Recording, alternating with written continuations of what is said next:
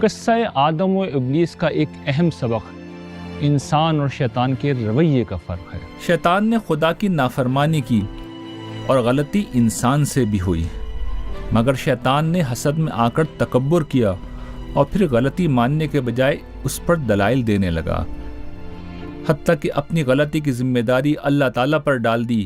کہ ان کے پیدا کردہ حالات کی بنا پر وہ گمراہ ہوا تھا۔ پھر اس نے نہ صرف انسانوں کے خلاف دشمنی کا عزم کیا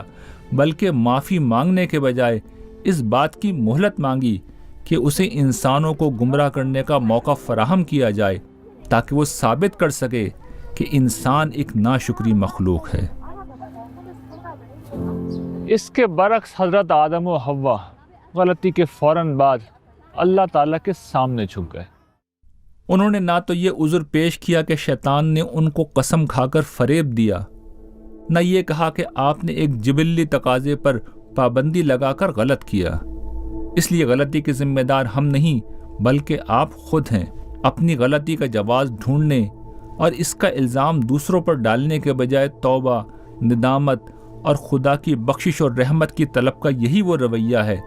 جو انسان کے لیے بڑے سے بڑے جرم کو قابل معافی بنا دیتا ہے۔ قرآن میں جو یہ آیا تھا فرشتے اللہ کے حکم کی نافرمانی نہیں کرتے،